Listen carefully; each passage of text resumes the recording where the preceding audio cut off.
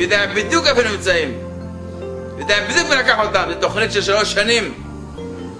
הכינו מנהרות, הכינו מקומות כבר כמה שנים. בורא עולם מראה לעולם כולו מה זה הפלסטינאים. אבו מאזן השקרן הרמאי. החמאס עושה לנו בלגן, הורס כל הזה. החמאס מה עושה לנו? החמאס הורס את אבו מאזן הפלסטינאים. החמאס מה עושה? שקרן אבו מאזן, שקרן רמאי. תחזירו את הנערים, תחזירו. איזה תחזירו? שקרן רמאי.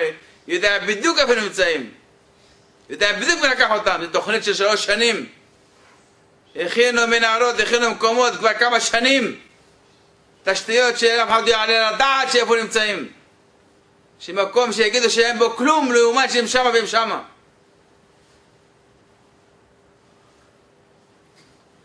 אז הם יודעים הכל. אז בורא עולם מאוד לשלום איתם. אז הם מראה לעולם ולישראלים, תראו עם מה אתם מתעסקים. עברו לחברון, שכם, ג'נין, להרבה מכפרים, נשק, תחמושת, טילים, עולם ומלואו. בשוק, צבא הגנה לישראל, משרד הביטחון בהלם, בשוק. מה נתניהו אמר בשידור? הרבה דברים לא ידענו ויודעים אותם עכשיו, בשפה שלו. מה הכוונה? לא על החוטפים, לא על החטפים, לא כלום. הכוונה מה שמוצאים עכשיו לעבוד מבית לבית, מה שמוצאים שם עושים להם ניקיון של חמץ. תחמושת, פצצות וטילים ורימונים מלא. מבית לבית, הפסיקו לפרסם. אחרי שיקבעו בעזרת השם, הקדוש ברוך הוא תרחם על הילדים האלה שיהיו חיים. ועל חייל צה"ל שפגע בחייל צה"ל. ויראו בטלוויזיה מה היה, אחר כך מאיפה היו.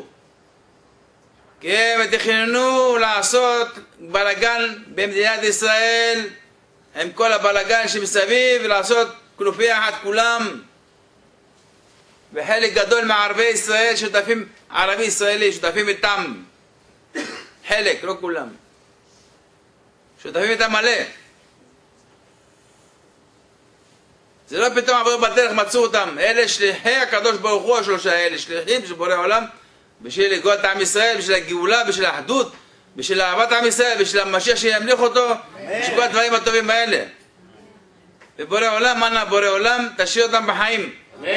בשביל פגע בחייל צה"ל שהיום, אבא שבשמיים, שהיום יציעו אותם חיים בריאים ושלמים. בלי שפגע בחייל צה"ל. כי הכל עושים ממולכד שם. ואבא שבשמיים, ריבונו של עולם, תגן על חיילי צה"ל. שלא יפגע בחייל צה"ל, אפילו לא באצבע, בלי כלום, הקדוש ברוך הוא. אנא ריבונו של עולם. ולא הנערים האלה שנמצאים בסבל נוראי. ריבונו של עולם, אנא ממך הקדוש ברוך הוא. ריבונו של עולם, עשית מה שעשית עם הנערים האלה כדי לזכות עם ישראל, כדי לעורר את עם ישראל, כדי לעשות את הניקיון הזה בג'נין בכל המקומות.